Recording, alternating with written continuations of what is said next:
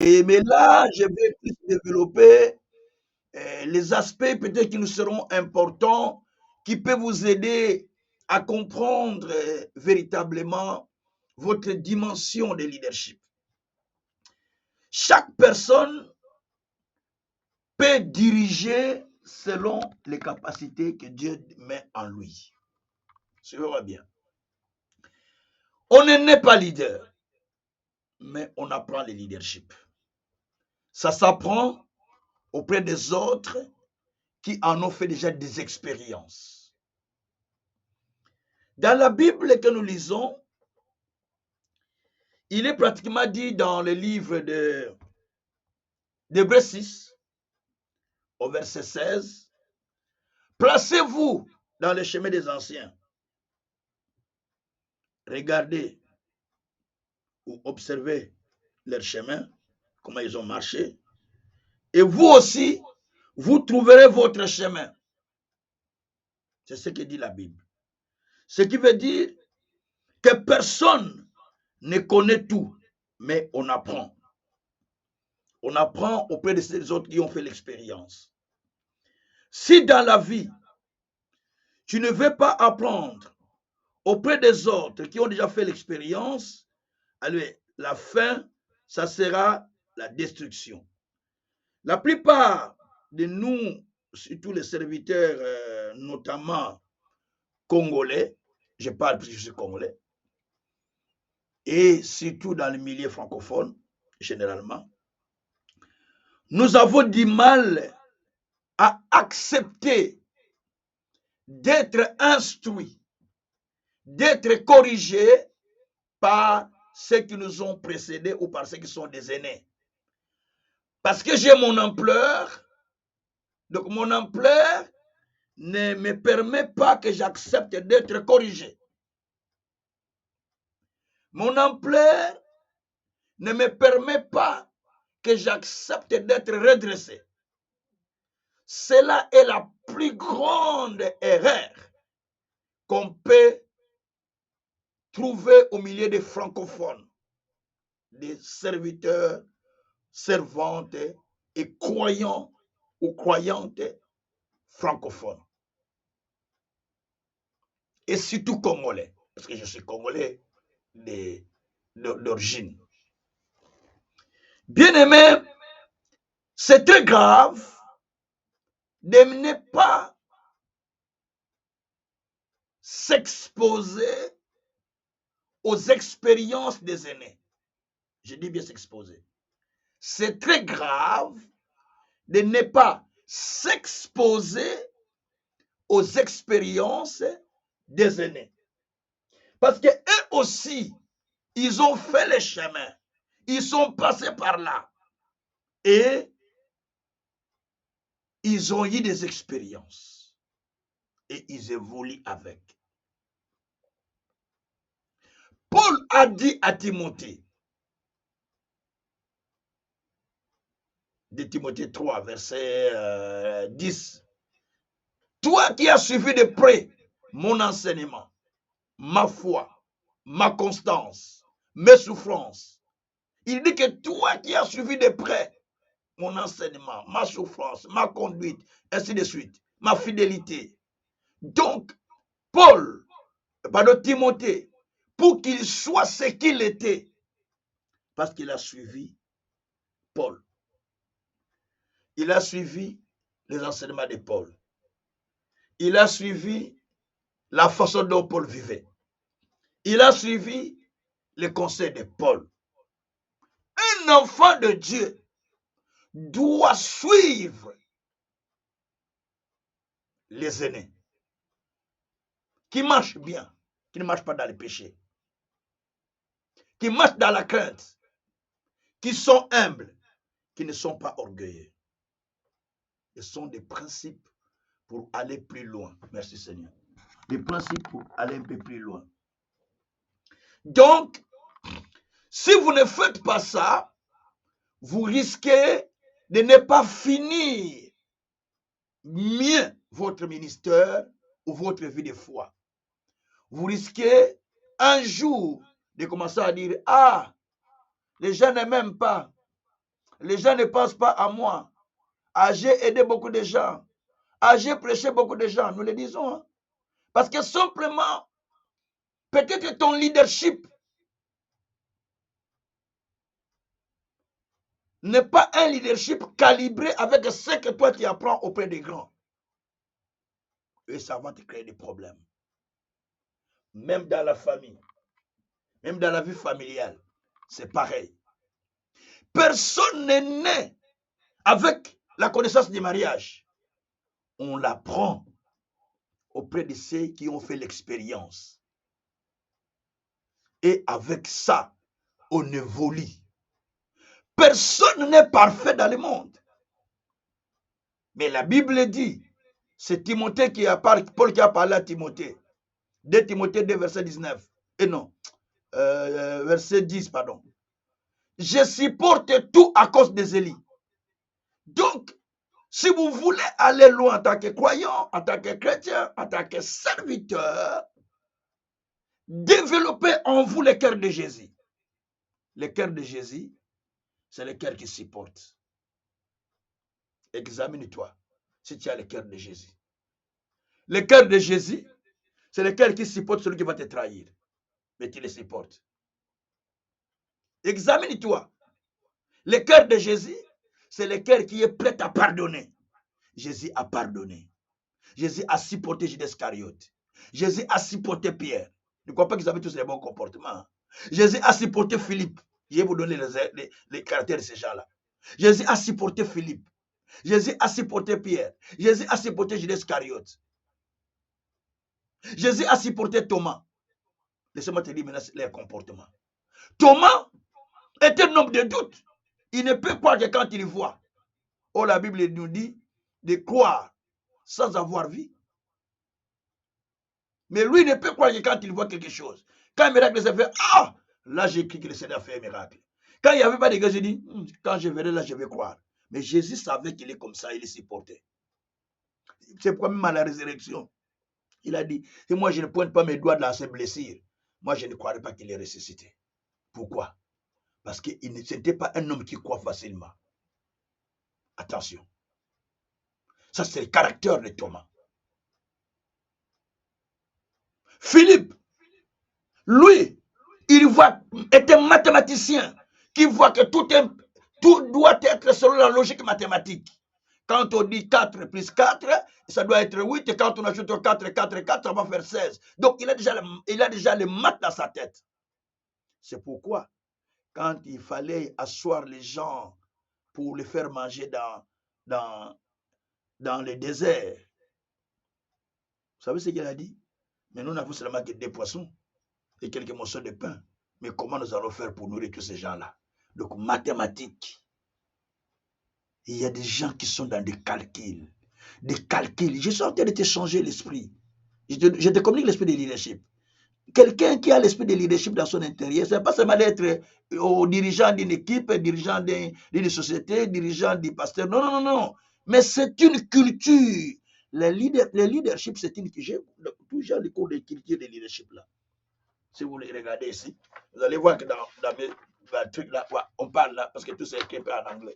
Il y a même les cultures de leadership là. Vous voyez? Il y a la partie où on parle de culture de leadership. Les cultures de leadership. Donc, parce que le service là est en anglais, mais moi je l'ai traduit petit à petit en français pendant que je faisais des cours à l'époque. Donc, il y a il faut avoir plutôt la culture des leaders. La culture des leaders, c'est la culture de quelqu'un qui voit la grandeur, de quelqu'un qui voit là où les autres voient les choses impossibles, mais tu as déjà la vision de la réussite. Là où les autres voient l'échec, toi tu as déjà la vision de voir que ça peut aller. Ça c'est la culture d'un leader. La culture de quelqu'un qui est leader. Dans la famille, au milieu des gens, toi-même, tu développes cette culture. J'ai dit que le leadership, on ne le naît pas. Ça s'apprend. Moi, je l'ai appris. Je ne suis pas né leader d'ailleurs. Je suis cadet de la famille. J'étais habitué au commandement. Toute ma vie, j'étais habitué au commandement. Fais ça, fais ça. Allez, va prendre des casses de bière. Va l'introduire dans le dépôt. Va prendre des casses de Coca-Cola. Mets dans le dépôt. Allez. Comme ça que c'est le commandement. Mais j'ai développé Le leadership par l'apprentissage auprès des gens qui ont fait des expériences. Vous allez voir parmi les disciples de Jésus aussi, nous avons Pierre. Mais Pierre, c'est la personne qui empêche Jésus de ne pas aller mourir à Jérusalem. Il dit, mais Seigneur, attention, il ne faut pas aller. On va te tuer là-bas. Matthieu 16, à partir du verset 20 à 23. Il ne faut pas aller. Jésus lui dit, arrière de moi, Satan. Voyez un peu ça. C'est lui qui va dire encore à Jésus dans Luc 13, verset 31 à 33. Et avant ça, il dit, Seigneur, Hérode cherche à te tuer, il faut fuir. Fuis ici, cherche à te tuer. Jésus lui dit, je marche aujourd'hui. Demain est le jour suivant. Je travaille aujourd'hui, demain et après-demain. Il ne convient pas à un prophète de périr hors de Jérusalem. Parce qu'il avait l'esprit de leadership. Vous voyez, c'est Pierre-là à qui on a remis la clé. Donc chacun a. Mais Jésus les supportait tous. Je te montre ce genre-là, les caractères, pour comprendre comment tu peux développer le caractère de leadership. Tu vas dire, cette femme, ah, il me fatigue. Ah, c'est une femme. Cette femme me fatigue. Ce mari me fatigue. Tu n'as pas l'esprit de leadership. Quand tu as l'esprit de leadership, rien ne peut te fatiguer. Parce que tu vas travailler. Ah, j'ai beaucoup travaillé. Je n'ai rien reçu, tu te fatigues. Pierre n'était pas leader. Parce qu'il travaille. Le matin, il n'a pas gagné de poisson. Il dit, ah, je vais retourner. Luc 5. Hein. Je vais retourner, je ne travaille plus parce qu'on a beaucoup travaillé. Je lui dis, amène-moi dans la profondeur des eaux et jette le filet. Il dit, j'ai travaillé toute la nuit. Il dit, je lui dis, jette le filet. Il dit, si tes paroles, je jetterai le filet. Quand il a jeté, il a attrapé les poissons. Parce que l'esprit de leadership est entré en lui. J'explique l'esprit de leadership là. C'est une culture. Hein. Leadership, c'est une culture. Je vous montre chaque disciple les règles qu'il avait. Judas Iscariote, vous connaissez d'ailleurs. C'est lui qui disait à Jésus, Seigneur, Seigneur, Seigneur. Jésus dit, d'ailleurs, celui qui met les mains sur les plats avec moi, il va me livrer. L'un de vous va me livrer. C'est qui? Celui qui met les plats avec moi. Et Judas Iscariote, vous savez, il a livré les maîtres. Mais Jésus savait ça. Mais il s'y portait jusqu'à son dernier jour. Donc, le leadership consiste à développer un certain caractère qui vous permet de supporter même ceux qui sont autour de vous, dans leurs erreurs, dans leurs faiblesses, et vous les supportez. Parce que chaque personne qui vient autour de toi ne sera pas comme toi. Mais il peut devenir comme toi, mais il ne sera pas comme toi. Il peut te copier, mais il ne sera pas comme toi. Mais tu les supportes à ce niveau.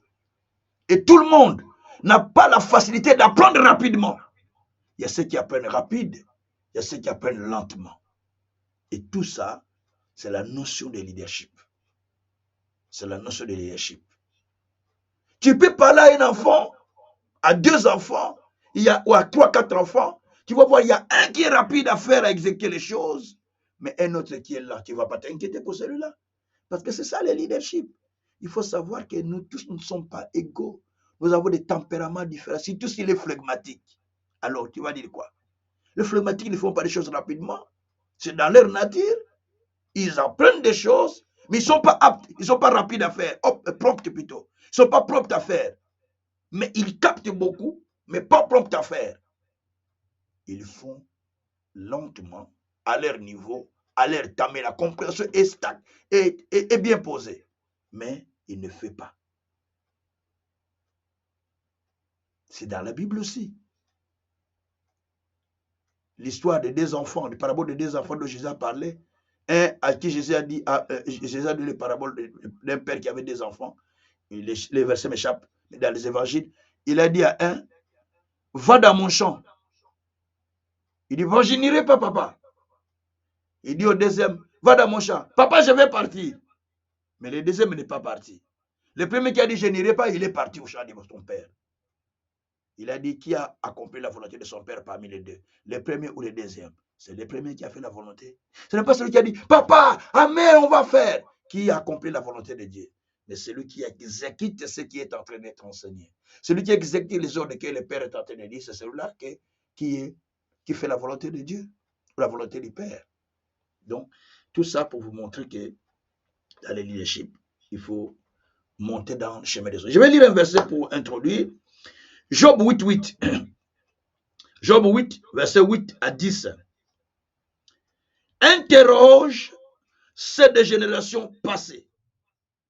Sois attentif à l'expérience de leur père, car nous sommes d'hier. Nous ne sommes pas, nous ne savons rien. Nos jours sur terre ne sont qu'une ombre. Ils t'instruiront, ils te parleront, ils tireront de leur cœur les sentences ou les lois. Merci Seigneur. Interroge, c'est de la génération passée. Et sois attentif à l'expérience de leur père. Ah, on dit interroge, c'est de la génération passée. Alors, sois attentif, pas à leur expérience, mais on dit à l'expérience de leur père. C'est-à-dire, ceux du passé-là que tu vas interroger, ils ont en eux l'expérience de leur père.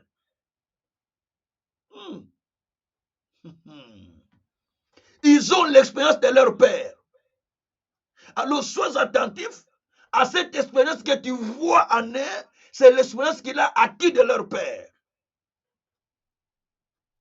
Ça, c'est le vrai leadership que je vous explique. Et la Bible dit, car nous sommes d'hier, nous ne savons rien. Ne prétendons pas que nous connaissons, nous sommes d'hier. Parce que les serviteurs de Dieu prétendent tout connaître. Les croyants d'ailleurs, ils prétendent tout connaître. Nos jours sur terre sont qu'une ombre. Mais ils t'instruiront, ils te parleront. Et ils vont tirer de leur cœur les lois. Ils vont tirer de leur cœur ce qu'ils ont déjà à l'intérieur, qu'ils ont appris. C'est pourquoi la Bible dit, dans Malachie 2, verset 7, on demandera la loi dans la bouche du sacrificateur. Et les lèvres des sacrificateurs doivent être remplies de la science. Malachie 2, verset 7. Donc, on va demander la loi dans la bouche des sacrificateurs. Il faut que les sacrificateurs soient remplis de la connaissance. C'est là où il y a des problèmes. Bien-aimés, vous voulez faire un leadership. Ce n'est pas seulement pour les pasteurs. Je suis en train d'insister. Parce que vous pensez que quand on parle de leadership, c'est les pasteurs. Moi, quand j'ai étudié le leadership, j'avais plein de femmes qui étaient avec nous au cours. Beaucoup de mamans. Des mamans congolaises, guinéennes. Bon, les mamans congolaises qui étaient avec moi, la plupart sont, permettez-moi, ce sont des mamans qui sont nées de soit un parent blanc, un parent africain, souvent. Les gens, les mamans qui étaient avec, ce sont des servantes qui quittaient la France, ils quittaient la France pour venir apprendre. Ils vivent plus dans le milieu des blancs. Et la plupart de ces mamans qui ont étudié avec moi. Et quelques mamans ghanéennes qui étaient avec nous aussi, des mamans ghanéennes qui étaient avec nous, quelques mamans nigériennes aussi, et beaucoup de papas et beaucoup de sœurs, mais qui n'étaient pas la plupart congolaises. On n'avait aucune, même une sœur congolaise, il n'y en avait pas. La plupart étaient des sœurs étrangères. Mais c'était des jeunes, mais qui sont venus étudier aussi le leadership ensemble avec nous. Vous voyez un peu tout ça? C'est-à-dire qu'ils ont eu la notion. Cela veut dire simplement que la culture de là où tu sors peut t'influencer à apprendre plus ou à apprendre moins. Je ne dis pas que les francophones sont moins actifs dans la chose de Dieu que les anglophones, c'est des mensonges. La foi, elle est individuelle. Ça dépend de comment tu as évolué dans ta foi. Ça dépend de la culture de la foi que tu as à l'intérieur de toi qui détermine ce que tu pourras faire avec Dieu ou qui détermine la soif d'apprendre aussi. Dieu soit loué. Alors, bien aimé, dans le leadership, comme je l'ai dit, la fois passée, qu'il y a le leadership et le développement personnel Ça, c'est le cours du développement personnel. J'ai déjà donné une grande partie. Et ça, c'est uniquement développement personnel. Je ne pense pas que je donnerai encore, parce que sinon, je risque de vous retenir beaucoup. Et moi, je l'ai eu beaucoup. Et tout ça, c'est regarde, tout ça, ce sont des services de leadership. Tout ça, regarde, c'est les services que j'ai utilisés. Tout ça, ce sont des services de leadership, tout ça. Donc, il y en a beaucoup, beaucoup, beaucoup, beaucoup. Il y a ici leadership culture et l'excellence, leadership management, leadership planning, leadership. Donc, il y en a beaucoup, beaucoup, beaucoup, beaucoup. Et voilà. Donc, et ceux que j'ai enseignés déjà, qui sont déjà là, je pense. Voilà. Mais alors, là, moi, je développe aujourd'hui deux aspects, parce que la fois passée, j'avais dit que je vais mettre fin avec la planification, mais je vais prendre la partie qui s'appelle la puissance de management et de la planification, de la puissance de gestion et de la planification, de management et planning, comme on le dit en anglais. Voilà. Management et planning ou la gestion et la planification. Dans la vie de chacun de nous, bien aimé, écoutez-moi s'il vous plaît, nous devons apprendre à gérer, suivez-moi bien, et à planifier. Gérer ce qu'on appelle le management, planifier ce qu'on appelle planning dans les cours que nous suivons. Nous devons apprendre à gérer et à planifier. Il y a beaucoup de gestion dans la vie. On peut faire la gestion matérielle. On peut faire la gestion du personnel. On peut faire la gestion financière. On peut faire la gestion administrative. On peut faire des gestions. Je vous ai montré tous les managements que je vous ai expliqué. Il y en a beaucoup, beaucoup. Pour ceux qui ont fait le cours de management, tant mieux. Mais moi, je n'ai pas de management biblique, ce que nous apprenons dans la Bible, dans le leadership. Donc, on peut faire beaucoup, beaucoup de management. Et au-delà, il y a aussi la gestion des pensées. On appelle la gestion de soi.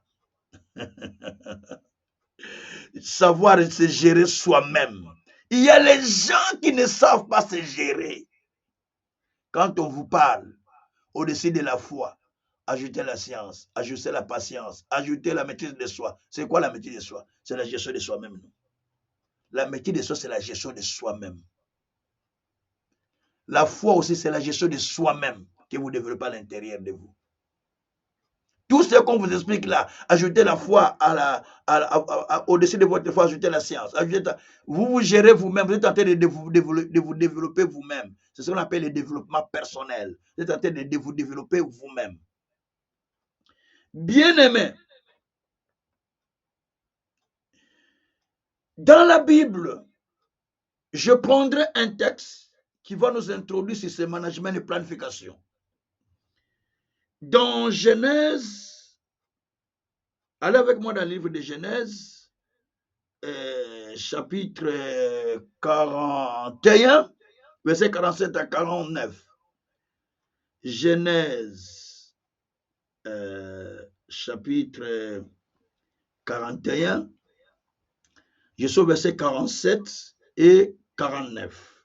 47 et 49. Voilà. Dans ce texte, il est dit, pendant 7 années de fertilité, la terre rapportera abondamment. La terre rapportera... Non, pas. Pendant les 7 années de fertilité, oui, la terre rapportera abondamment. Point donc. Joseph rassembla tous les produits de ces 7 années dans le pays d'Égypte.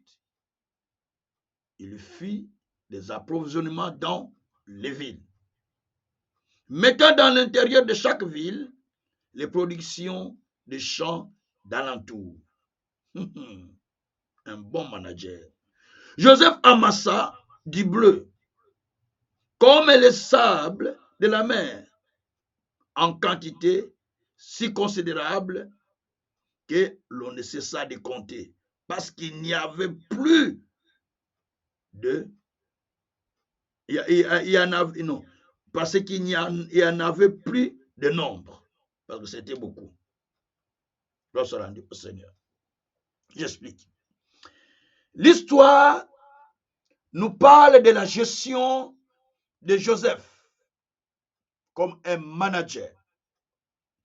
Vous connaissez lorsque le roi avait rêvé, qu'il a eu le rêve de 7 bêtes, de 7 bœufs, de 7 bœufs gras et de 7 bœufs maigres, et les 7 bœufs gras qui étaient mangés par les 7 bœufs maigres, et les 7 épis gros qui étaient engloutis par les 7 épis maigres. Il a cherché l'interprétation, il ne trouva pas. Mais et là, il y a quelqu'un qui va lui proposer un petit prisonnier qui était en prison, qui s'appelle Joseph, qui pouvait être capable d'interpréter la chose. Donc, qui était la solution pour ce temps-là. Je pense que tu peux être la solution pour ta génération. Je pense qu'il peut être la solution pour ta famille. La solution pour ceux qui sont autour de toi. Si tu comprends ce que je t'enseigne. Lui, il était prisonnier. Accusé de viol des femmes de son patron. Donc, il ne peut pas sortir de là où il était. Parce que la prison dans laquelle il se trouvait, c'est la prison du roi. On appelle ça prison du roi. Dans la prison du roi, tu ne peux sortir qu'avec l'ordre du roi. Et Potiphar l'a mis là-bas dans cette prison, sachant qu'il ne peut pas sortir de là. Aucun avocat qui peut plaider sa cause, sauf le roi lui-même. Et là, le roi reçoit des visions pour lesquelles il n'y a pas d'interprétation. Et quelqu'un qui était avec lui en prison, qui travaillait chez le roi, qui était les chansons du roi, celui qui sert le roi divin, et puis lui va dire qu'il y a quelqu'un que j'ai croisé en prison qui a interprété mon rêve, et celui de mon ami que vous aviez pendu, tout ça, il explique. Il peut interpréter le rêve. Il dit, ah ben, qu'on le fait venir. On va faire sortir un prisonnier. Suivez-moi bien. Un prisonnier accusé, condamné déjà. Mais on va le faire sortir pour aller interpréter le rêve du roi. Et il sort pour aller interpréter les rêves. Lorsqu'on va le sortir pour aller interpréter les rêves, la Bible nous apprend que lorsqu'il est là, il changea d'abord les vêtements. Parce qu'il avait les vêtements des prisonniers, n'oublie pas ça. Avant, il avait les vêtements d'esclaves. Bien avant, il avait les vêtements glorieux de son père, que le multicolore que son père lui avait donné. À savoir que chaque endroit où il passait, il laissait les vêtements là. Il a laissé les vêtements de gloire chez son père. Donc, le vêtement est resté là parce qu'on a amené une partie de l'amour de ses vêtements chez son père. Et il a aussi laissé les vêtements de l'esclavage dans la maison de Potiphar. Et en prison, il va laisser les vêtements des prisonniers dans la prison. Parce qu'il doit mettre un bon costume pour rencontrer le roi. Et il rencontre le roi.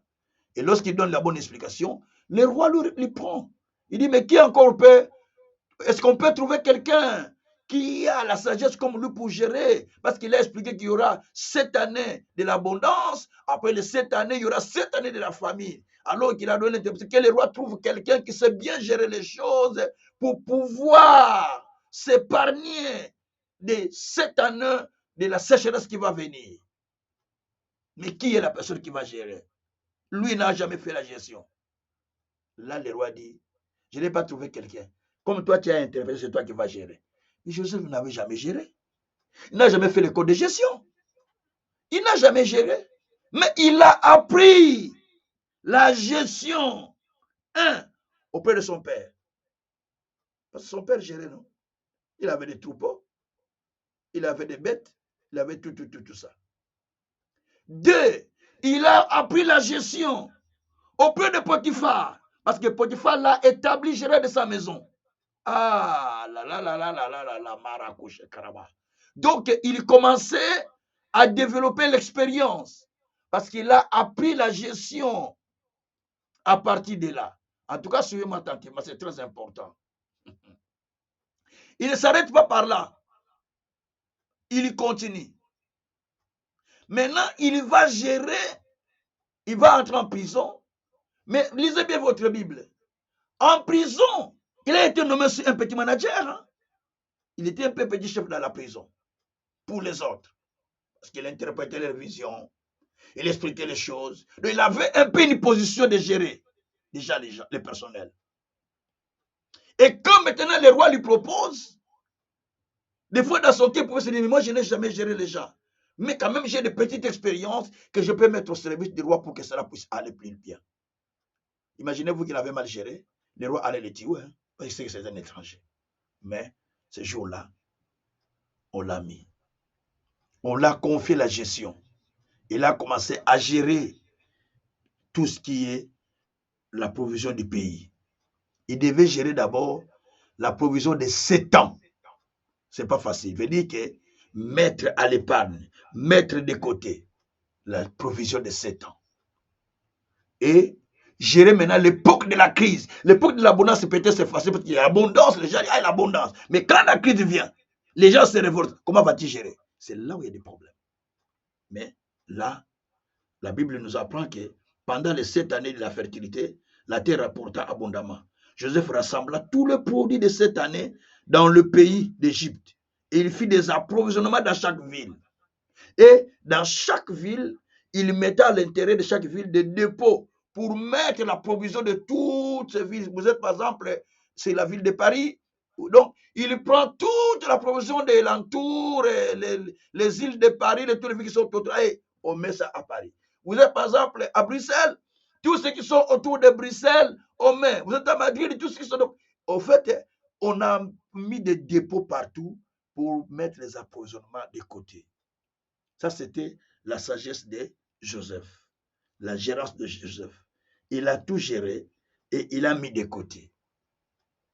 Quand il a mis de côté, la Bible dit que tellement que les blés qu'ils ont amassés étaient comme les grains de sable, la quantité était considérable, on ne pouvait plus savoir les compter parce que ça débordait. Et Joseph faisait des approvisionnements partout, des dépôts pour pouvoir préparer des choses.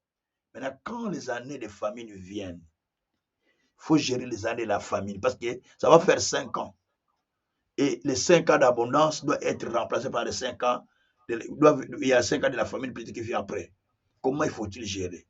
Et Joseph a fait des provisions. Il a commencé à vendre des provisions. Et quand le peuple allait vers Pharaon pour dire, mais nous n'avons pas de provisions, il disait, allez chez Joseph, il va vous les vendre. Ils allaient chez Joseph pour les vendre. À tel point qu'à un niveau où il a dit non, ça ne continuera pas comme ça. Qu'est-ce qu'il a fait? Il a commencé maintenant, tellement qu'il a fait beaucoup de provisions, les peuples n'avaient plus beaucoup. Alors les peuples venaient vendre leurs parcelles, leurs terres à Pharaon, plutôt à Joseph.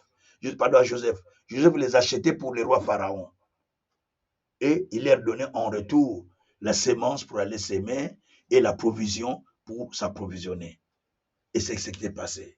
Donc là, on voit clairement la gestion de Joseph ou le management de Joseph. Mais pour que Joseph arrive à ce point, il avait planifié. Il a dit, il vaut mieux qu'on trouve quelqu'un capable de pouvoir gérer les deux époques. C'est-à-dire l'époque de l'abondance et l'époque de la crise. Alors, la Bible nous apprend que Joseph mettait maintenant la provision à côté. Il mettait tout de côté. On vit une saison future. C'est ce que vous faites souvent d'habitude. Quand vous gagnez de l'argent, vous mettez l'épargne. Vous mettez l'épargne. Pourquoi vous mettez l'épargne? En vue du futur. Vous le mettez en vue du futur. Si vous êtes gaspilleur, vous allez dans les magasins, tellement un vêtement vous a plu, vous achetez. Telle chose vous a plu, mais vous n'avez pas planifié d'acheter ça pour ce mois-là. Mais vous achetez, vous achetez. On peut faire des petites dépenses, mais les grosses dépenses, ça se calcule toujours. Ça se calcule. On ne va pas aller dépenser 300 euros pour faire quelque chose, à moins que tu gagnes beaucoup. Donc, tu vas aller, ça m'a pris 300. Ah, ça m'a pris 250. Ah, ça m'a pris 400. Non. Si tu gagnes beaucoup, tant mieux. Mais il faut toujours qu'il y ait une planification. une planification même dans la dépense, une planification dans ce que tu voudras faire et une bonne gestion de ce que tu as, ça pourra aller plus loin. Même en matière de peuple que Dieu nous donne, il faut une bonne gestion des personnels, une bonne gestion des ressources, une bonne gestion des choses. Si on est pasteur, une bonne gestion de prédication, pas en pêle-mêle, tel thème, parce que ça prie là-bas, allez, tu prends, ah, parce que dans la vie, fais ça, ça. Et bien là, il y aura un jour où ça va barder, parce que tu ne planifies pas même les thèmes. Tu vois, moi, quand je prêche là, j'ai l'habitude de prêcher avec des thèmes du mois. Chaque mois, j'ai un thème. Chaque année, j'ai un thème. Ce n'est pas des thèmes que je ramasse. Ce que j'entends et ce que je dis. Ce que je donne aux gens. Suis bien. Tu ne me suis pas, c'est ton problème. Mais moi, de moi, j'ai suivi ce que Dieu m'a dit et je ferai cela. À mon âge, je ne peux plus faire des aventures. Ce n'est plus moi. À mon âge, je n'ai plus le temps d'aller faire des aventures pour gagner de l'argent. Aller pêcher pour gagner de l'argent, ce n'est plus moi. Quand on m'invite, j'ai pris tout, j'ai dit. Si Dieu dit non, je ne pars pas. Je suis comme ça. Si Dieu me dit non, j'ai beaucoup d'invitations qui viennent des fois, je ne parle, je ne réponds pas. Certains, je réponds, certains, je ne réponds pas. Parce que il faut que je planifie, il faut que j'examine. Parce qu'il y a des choses pour lesquelles, avant de s'engager, il faut d'abord une planification. Gloire soit rendue au Seigneur. Alors, le management implique une planification. Et une planification aussi implique un management. C'est-à-dire, une planification implique une gestion. Une gestion implique une planification. Le 2. Quand nous allons dans Ésaïe 46, verset 10, jusqu'au 11e verset, à partir du verset 9 d'ailleurs, la Bible dit que c'est moi qui ai conçu. Mes desseins subsistent. Je l'ai conçu. Je l'exécuterai. Et je le réaliserai. Il dit, je l'ai conçu. Je l'exécuterai. Et je le réaliserai. Ça, c'est Dieu. Il conçoit pour réaliser. Il conçoit pour exécuter. Donc, il conçoit un projet pour pouvoir le réaliser, pour pouvoir l'accomplir. Nous avons besoin de managers, de bons managers. Et nous avons besoin nous-mêmes de devenir de bons managers. La Bible dit, 1 Corinthiens 4, verset 1, la Bible dit, je le dis ça tel qu'il est écrit, au reste, frère, qu'on nous regarde comme des dispensateurs des diverses grâces de Dieu. Et ce qu'on demande aux dispensateurs, qu'ils soient fidèles. Vérifiez votre texte, je pense que c'est ça. Mais, c'est ça, je crois que c'est ça, hein? Chapitre 4, verset 1er. Ainsi qu'on nous regarde comme des serviteurs de Christ, des dispensateurs, des mystères de Dieu. Du reste, ce qu'on demande des dispensateurs, c'est que chacun soit trouvé fidèle. Donc nous sommes des dispensateurs, en outre des administrateurs, des gestionnaires. Tout chrétien, tout enfant né de Dieu, ou tout enfant de Dieu, était gestionnaire, était un administrateur des dons, des grâces, des gens qui sont autour de lui, des ressources matérielles, personnelles, des ressources financières, même des ressources mentales. Donc, chaque croyant, chaque chrétien est un gestionnaire. Comment tu gères tes pensées? C'est la première des choses. Il te sera difficile de gérer beaucoup de choses si tu ne sais pas gérer tes pensées. Il te sera difficile de gérer ta vie en étroite si tu ne sais pas gérer tes émotions. Il te sera difficile de gérer tes enfants si tu ne sais pas te gérer toi-même. Gérer tes caractères, gérer tes tempéraments, gérer tes attitudes, gérer ta façon de parler. Tout ce que je vous dis, c'est dans mes syllabes. Plein. Je peux vous donner, si vous voulez, je vous donne des syllabes, vous faites des photocopies. Des vieux syllabes que j'ai écrits même avec la main. Les autres sont écrits déjà dans la machine avec qui j'ai livré les cours. J'ai laissé les cours. Tout ça, c'est ça. Tous ils sont là. Tous les syllabes que vous voyez. Bien aimé, tu ne peux pas aller plus loin que ce que tu penses. Tu ne peux pas avoir plus que ce que tu as planifié. Tu ne peux pas gérer au-delà de tes capacités. Parce qu'à chacun, on donne selon les capacités qu'il a de gestion. Nous sommes dans Matthieu 25, par rapport des talents. À chacun, on donne selon les capacités de gérer. Dieu donne à chacun selon les capacités. Vous demandez à Dieu, Dieu donne-moi ça. Dieu donne-moi des millions. Dieu donne-moi beaucoup de personnes. Dieu donne-moi des dons de miracles. Est-ce que quand Dieu te les donne, aujourd'hui, les dons de miracles là, papa, quelqu'un est ressuscité, papa, quelqu'un est guéri, tu deviendras qui? Tu seras capable de te maîtriser comme nous? C'est ça le problème. Tu deviendras têtu, non? Tu deviendras orgueilleux. Ça sera dans le Facebook, partout, dans les réseaux sociaux. Si Dieu te donne ces moyens-là, est-ce que tu seras vraiment stable ou tu seras agité à cause des moyens que tu as reçus? Tu vois? Tout ça, la gestion intérieure. Gère-toi toi-même.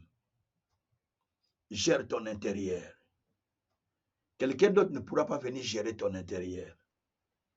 Le meilleur gérant de son intérieur, c'est toi-même. Il n'y a pas une autre personne. Il y a une personne qui te vérifie. Il y a une personne qui te voit. C'est Dieu. Et Dieu a déposé en toi une personne qui te vérifie. C'est ta conscience. Quand la Bible dit, ce qui fait notre gloire, c'est le témoignage de notre conscience. Que nous nous conduisons vis-à-vis de Dieu bien et vis-à-vis des autres aussi. De Corinthiens 1, verset 12. Ce qui fait notre force, c'est le témoignage de notre conscience. Il y a un soldat qui te surveille. Il y a une police qui te surveille. C'est la conscience. Pendant que je parle, ta conscience ne parle pas. Oh. Donc, bien aimé, par là, nous pouvons dire simplement que le management que nous faisons là, que nous étudions là, a besoin, management et planification, a besoin que nous puissions l'intégrer dans notre vie complète pour gérer notre vie, la vie sociale, la vie familiale, la vie ministérielle, la vie spirituelle, la vie financière. Les déséquilibrés spirituels ne maîtrisent pas beaucoup de choses. Et le diable utilise cet aspect-là pour déséquilibrer les gens, afin qu'ils ne puissent pas aller plus loin. Je suis en train de lire un livre d'un homme de Dieu. Ça m'a beaucoup révolté. Donc, il explique comment les esprits déséquilibrent les gens. Il dit, vous pouvez beaucoup prier, beaucoup prêcher, beaucoup écouter la parole, mais à l'intérieur, vous êtes un déséquilibré. Si vous ne savez pas maîtriser votre intérieur. Parce que la parole, quand elle vient, selon Hébreux 4, verset 12, elle vient comme une épée tranchante qui sépare le corps, l'âme et l'esprit, qui sépare les jointures et les moelles. Donc, elle rentre à l'intérieur pour faire la séparation, pour permettre à la personne de se gérer, de se contrôler. Sinon, on ne se contrôle plus. On devient amnésique. On fait des choses qu'on n'a pas pensées. On fait ce qu'on ne veut pas. On commence à vivre sous l'oppression. On commence à vivre tout sous l'amnésique. les émotions, les sentiments travaillent à ce moment-là, à la place où le Saint-Esprit travaille dans votre intérieur, parce que vous n'avez pas maîtrisé votre intérieur. Vous savez, le plus grand travail que nous avons, c'est de travailler pour notre intérieur spirituellement. D'ailleurs, le christianisme, j'ai déjà posé cette question plusieurs fois à l'école. À chaque promotion qui vient, quand je pose la question, je n'ai jamais eu une bonne réponse. À savoir, j'ai enseigné beaucoup de pasteurs, beaucoup. J'ai enseigné beaucoup. Mais chaque fois que je pose la question sur le christianisme, je ne reçois pas la bonne réponse. Je dis, je comprends pourquoi il y a beaucoup de dégâts dans les églises. Le christianisme, c'est quoi pour vous? Allez dans Éphésiens 4, verset 17, vous allez jusqu'au verset 24. Il dit que vous ne devez pas vivre comme les païens qui vivent selon les désirs et selon leurs pensées, selon les désirs de la chair, hein? Selon la convoitise de leur chair. Donc, ils vivent comme ça, selon l'influence de ce monde. Ils vivent comme ça. Mais quand vous allez au verset 20, il dit quoi? Mais vous, ce n'est pas ainsi que vous devrez marcher. Si du moins vous avez reçu le Christ, si conformément à la vérité qui est en lui Jésus, vous avez été instruit à vous dépouiller de votre vie passée, de votre vieille vie, en revêtant une nouvelle personne créée selon Dieu. Le christianisme, c'est un dépouillement de vieilles personnes. Un revêtement d'une nouvelle personne, c'est ça le christianisme. Pas 4, pas 5. Le christianisme, ce n'est pas le fait de recevoir la bénédiction. Les païens reçoivent la bénédiction sans qu'ils les prient. Parce que Dieu fait tomber la pluie pour les bons et pour les méchants. Mais le christianisme, c'est un dépouillement de mon ancienne personne. Mes comportements, mes caractères, ma personne ancienne, tout ça s'enterre. Et une nouvelle personne se développe à l'intérieur de toi. C'est là qu'on appelle le christianisme. C'est l'enterrement de l'ancienne personne et la croissance d'une nouvelle personne en moi. C'est pourquoi Jésus a dit, celui qui tient sur les chariots, qui regarde en arrière, n'est pas digne d'être mon disciple. Si tu touches sur les chariots plutôt, et tu regardes en arrière, tu n'es pas digne. Quand tu touches, c'est pour avancer avec le Christ. Ce n'est pas pour retirer en arrière. Gérez d'abord votre intérieur. C'est ça la première chose. Alors, bien aimé, nous avons ce qu'on appelle le management fonctionnel et le management des projets. Très bien. Le management fonctionnel et le management des projets. Ceci va impliquer 4 choses que je vais dire. 1. Le processus. Vous commencez un processus de gérer quelque chose ou de faire quelque chose. Deuxièmement, la coordination matérielle, la coordination des personnels ou des gens, la coordination et l'équipement que vous avez besoin. C'est-à-dire vous commencez à gérer. Vous avez déjà votre projet que vous avez développé, vous avez repéré les ressources qu'il vous faut, maintenant vous voulez engager ce projet. La première des choses, vous écrivez le projet. Vous l'écrivez pour que ça ne se perde pas. Vous analysez, vous calculez, vous vérifiez. Là où vous allez partir, comment vous allez faire. Il n'y a que nous, quand nous allons en vacances, nous les Africains, permettez-moi de dire encore ça, quand nous allons en vacances, on compte dire, ma tante est là aux États-Unis, ma cousine est là à Kinshasa, oui, mais quand on arrive chez la cousine, des fois, il n'a pas les conditions que vous voulez vivre réellement. Et quand vous vivez chez de telles personnes, ça peut vous compliquer aussi la vie. Et bien moi, même quand je pars à Kin, je préfère rester à l'hôtel. Parce que là, je suis calme. Peut-être si je pars dans la famille, il y a des bruits le matin. Ou bien les gens sont là, on va prendre des thés ensemble avec l'homme qui vient de l'Europe. Et tout ça, c'est dans notre culture, n'oublie pas ça. Alors, il faut toujours un processus de planification dans votre projet, un processus de coordination matérielle, financière ou équipement, et puis vous passez par l'efficacité, c'est-à-dire, vous savez comment rendre votre projet efficace et comment le rendre effectif ou effectif. Ça, c'est ce que vous devez développer. Le management implique la stratégie, les manières qu'il vous faut pour réussir ce que vous voulez faire. Spirituellement, dont je parle. Je ne fais pas le management que vous apprenez dans les universités. Moi, j'enseigne ce que j'ai appris à l'Institut biblique, ce que j'ai appris dans mes études théologiques bibliques. Bien aimé, il y a 3 choses pour manager ou pour gérer quelque chose et 3 choses pour gérer et planifier. Les 3 choses sont, premièrement, quand vous gérez quelque chose ou quand vous planifiez quelque chose, vous devez l'avoir planifié selon les temps. Vous voyez en quel temps vous devez réaliser la chose. Comment les faire et en quel temps pouvez-vous les réaliser. Je vais donner des versets, ne vous en faites pas. Deuxièmement, voyez la performance. Comment vous pouvez travailler pour que la chose se réalise. Je donne les versets tout à l'heure, quand je vous donne les versets qu'on va commencer à développer.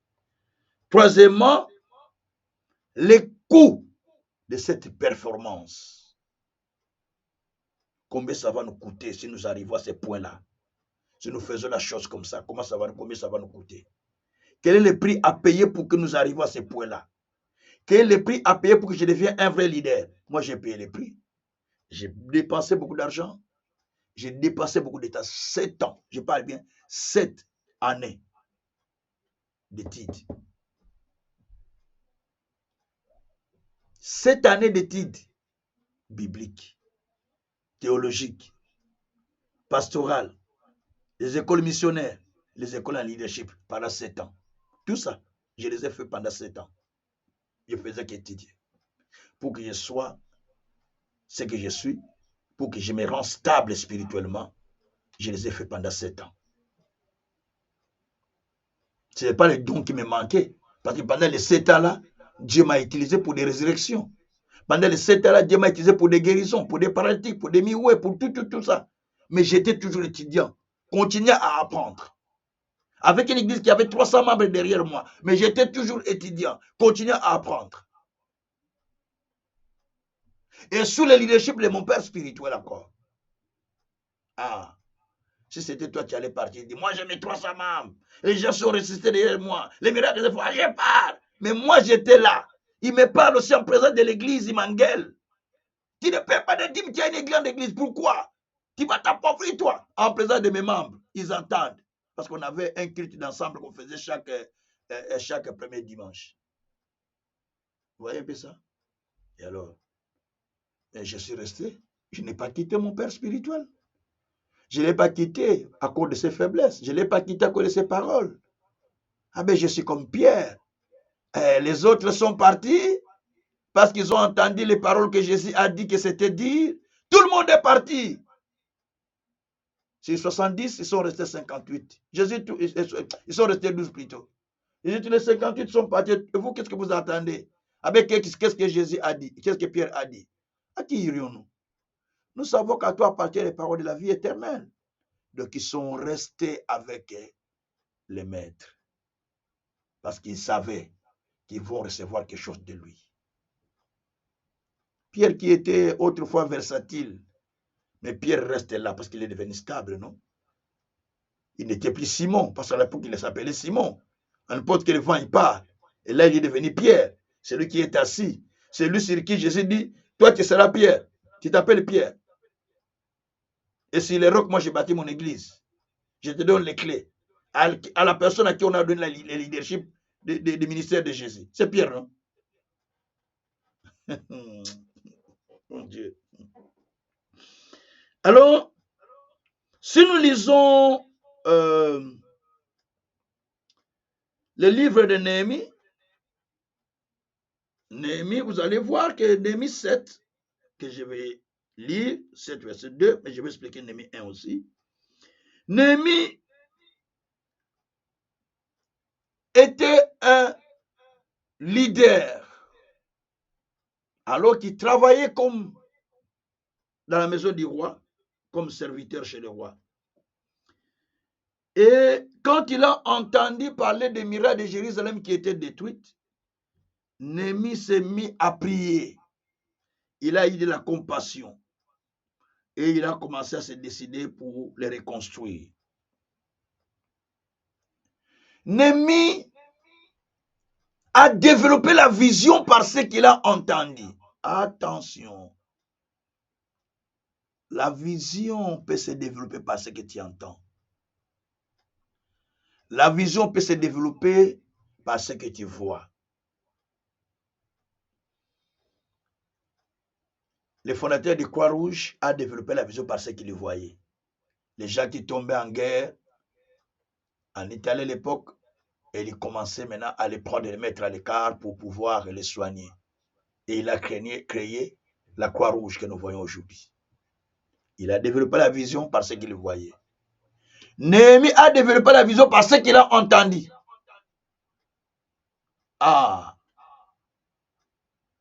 parce qu'on lui a parlé que les miracles sont détruits.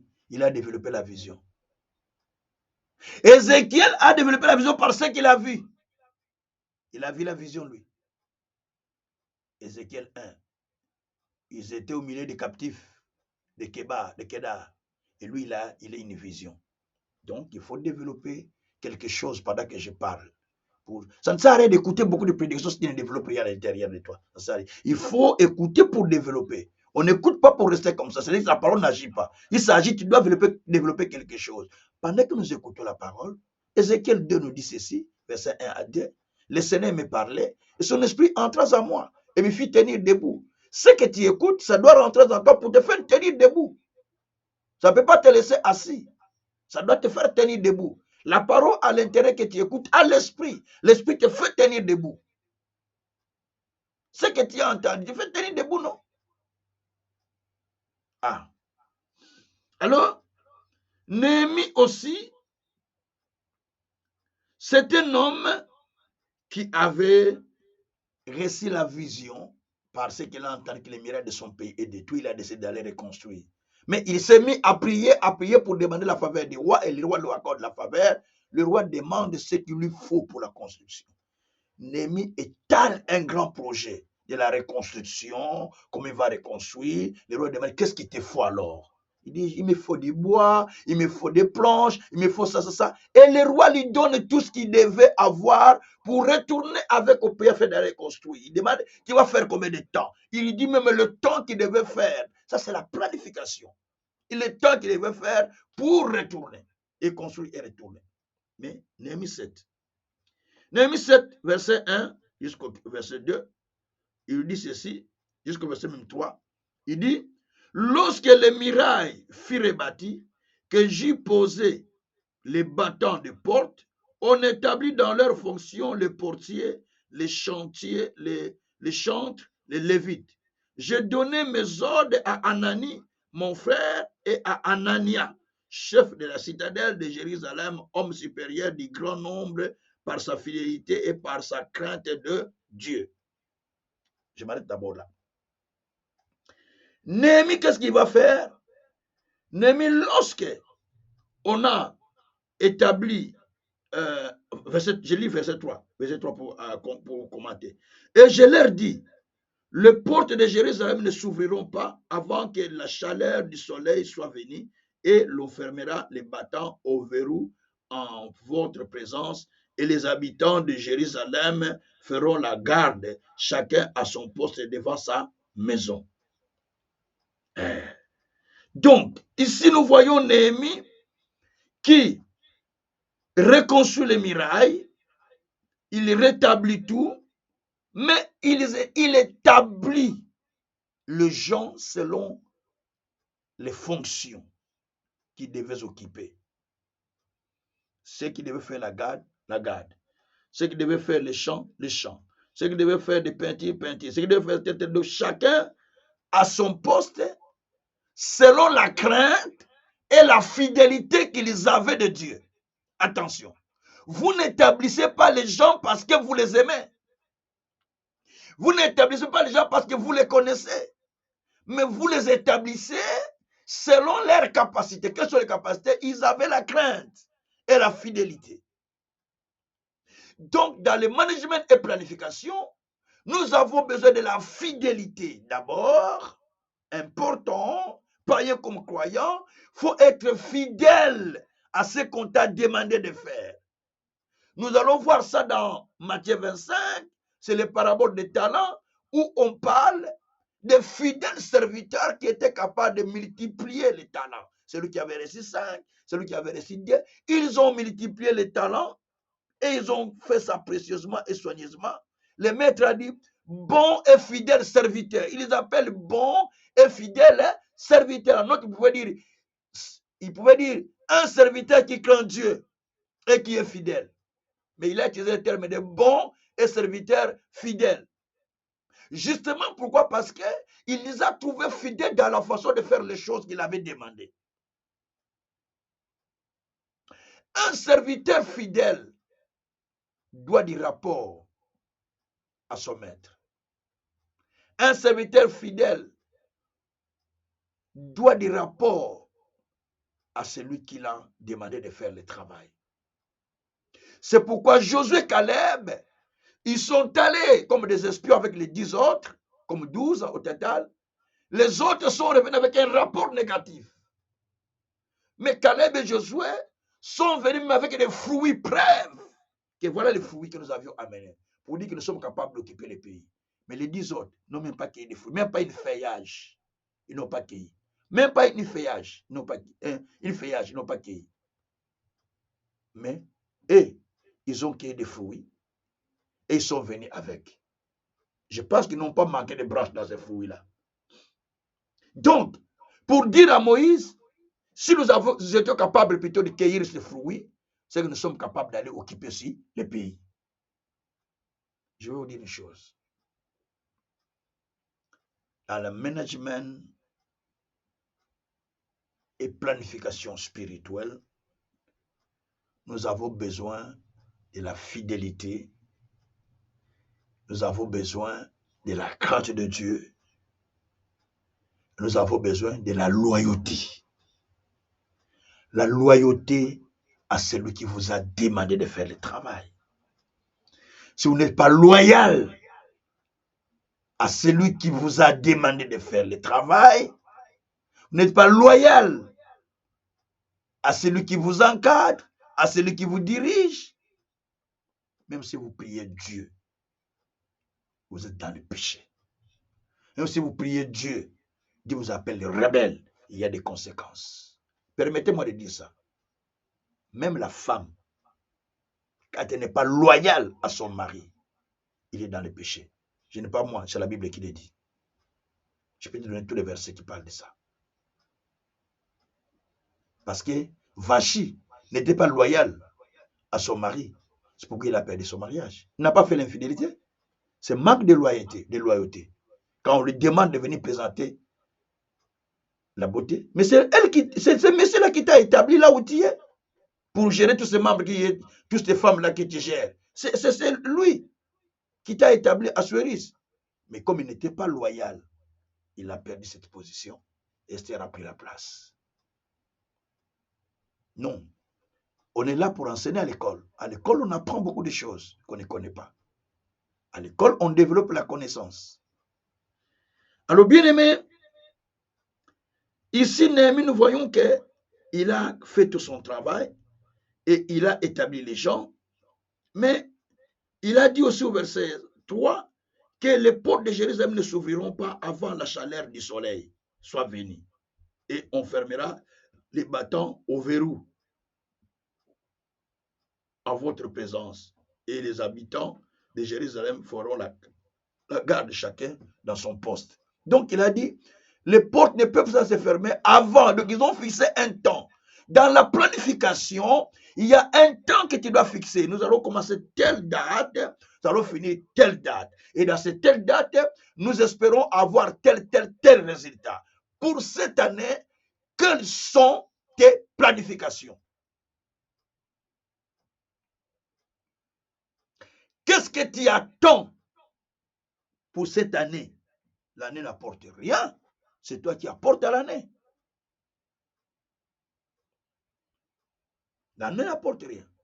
C'est toi qui apportes à l'année.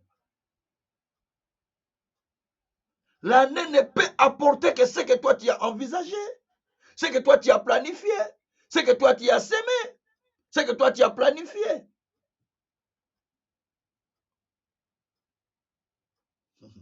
Dieu soit loué. Alors, comme je l'ai dit, que nous avons le management fonctionnel et le management de projet. Lorsque vous planifiez, vous avez 3 éléments importants, comme je l'ai dit. La performance, le temps, tout ça, ce que je vais expliquer, et les coûts. Savoir combien ça va nous coûter pour faire telle chose. Telle vacances que nous voulons faire, ça va nous coûter combien? Parce que nous pouvons arriver chez quelqu'un et ils n'ont pas préparé. Moi, je suis par exemple avec mes enfants. Je pars par exemple chez quelqu'un. Ils n'ont pas préparé. Je vais laisser que les enfants donnent en fait. Non. Je prends les aliments en voiture. Allons au McDo. Je parle faire le manger au McDo. C'est tout à fait normal. Si j'ai beaucoup, j'amène tous les enfants que je vais trouver là-bas. S'il n'y a pas beaucoup, j'amène que les miens. Donc ça, c'est la planification. Tu vas pas dire, bah, on va nous préparer, on va manger là-bas. Non, il faut toujours planifier. Moi, je me déplace. Toujours des paquets de biscuits, des paquets de jus pour les enfants là-bas. S'il n'y a rien à manger, je pars. Les petites, prenez des jus, prenez des biscuits, prenez tout ce qu'il y a là-bas. Allez, mangez. Il faut toujours planifier. Et ça, c'est très important. Et puis, évitez dans votre voiture de vous déplacer avec les gens qui n'ont pas de moyens. Parce que si sa voiture tombe en panne, il sera à votre charge, non? Non, il doit avoir ses moyens pour payer le transport si votre voiture tombe en panne, on n'a pas la séance de dépannage. Lui, il doit payer la personne doit payer son transport, non? Comment va même mieux la voiture à battre? On t'a transporté dans la voiture. Tu veux qu'on te prenne encore en charge, qu'on te prenne encore en charge comment? Non. Ça, c'est la mentalité que nous avons de l'Afrique. Non, non, non, non. Oh, tu dors dans la maison de quelqu'un, tu ne payes ni courant, ni gaz, ni quoi. On te prend encore en charge toujours. Et toi, tu fais que tu travailles. Ou bien tu fais des petits jobs. Tu ne contribues pas. Oh, ça, c'est la sorcellerie. Il faut contribuer si tu as quelque chose, à moins que tu ne travailles pas. Gloire soit rendue au Seigneur. Que Dieu soit loué. Alors, il faut qu'il y ait un système de contrôle. Quand vous créez, vous faites tout ça, il y a un système de contrôle que vous devez appliquer. Alors, il y a 5 fonctions de base pour un management spirituel réussi. 5 fonctions de base. 1. La planification. Il faut planifier. Première fonction. Deuxième fonction, l'organisation de ce que vous voulez faire. Il faut bien organiser avant de les réaliser. 3. La gestion du personnel, des ressources ou matériel. Savoir gérer, peut-être du temps aussi. Gérer les temps, gérer les moyens, gérer le personnel, gérer tout ce que vous avez. 4. Il faut avoir une direction à suivre. Cela veut dire, vous avez un objectif que vous voulez atteindre. 5. Vous faites le contrôle. Le contrôle, vous examinez, vous faites un tour, un tour, je sais pas, un tour, oui. On fait un tour pour voir si ça marche ou pas, ça avance ou pas, ça progresse ou pas. Vous examinez, vous faites le tour pour voir. Mais vous écrivez tout ça dans un carnet, dans un agenda, et vous contrôlez pour voir la marche de ce que vous êtes en train de faire. Ça évolue ou pas, ça évolue ou pas, ça évolue ou pas. Et tout ça, c'est une façon de vous contrôler vous-même. Quoi cela dit au Seigneur. La planification, quand elle est bien faite, en tout cas, elle est réussie. Quand elle est mal faite, des fois, elle échoue. Mais vous avez besoin de planifier pour réussir. Quand vous allez dans Néhémie 2, vous allez voir que dans Néhémie 2, à partir du 11e jusqu'au 20e verset, là, c'est Néhémie qui parcourait chaque soir la ville de Jérusalem pour voir comment il pouvait reconstruire. Il ne disait à personne quelque chose. Il sortait de nuit pour examiner, pour voir, il retournait, il écrivait, il sortait pour voir. Certains projets, je ne dis à personne. Non. Je ne dis à personne. Je sors, je regarde. Je suis comme Abraham par moment. Par moment, il faut être comme Abraham. Tous les projets qu'Abraham n'a pas dit à Sarah. Il y a des projets qu'il a dit à Sarah, qu'il n'a pas dit à Sarah. Ce n'est pas un péché. C'est dans l'esprit de la construction. Il a commencé à sortir pour aller sacrifier Isaac sans que maman la moine aïeba, sans que la maman de l'enfant puisse savoir. Ah, vous allez vous dire, vous allez me contredire, mais ce n'est pas me contredire, mais c'est dans la Bible, non? Tout c'est dans la Bible. On ne dit pas de cacher des choses à la femme ou à l'homme. Mais ici, je parle de la planification comme l'a fait Néhémie. Il planifiait, ne disait à personne. Même les gens qui sortaient avec lui, allons nous promener la nuit. Les gens se disaient, comment il nous pouvait promener la nuit? Non, il tourne tout. Depuis qu'il est retourné de l'Europe, parce que là, il venait de voyager quelque part pour retourner chez lui à Jérusalem. Donc, chaque soir, il sort. Au lieu d'aller en boîte ou d'aller boire, tout ça, il tourne les quartiers toute la nuit avec des chevaux. Et il retourne. La Bible dit ni les juges, ni ceux qui étaient avec lui, ni les gens qui les